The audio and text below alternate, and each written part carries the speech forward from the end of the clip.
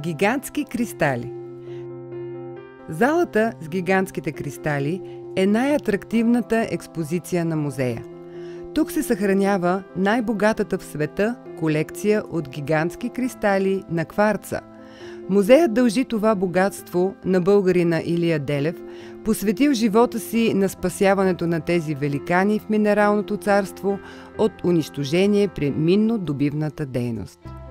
Гигантски кристали се срещат в природата изключително рядко и представляват част от световното природно наследство. Експозицията включва главно кристали от разновидности на кварца от Бразилия. Някои са истинско природно изкуство, например птица от кварц. Могат да се видят също впечатляващи образци от опализирано дърво, гиотит и калцити от България.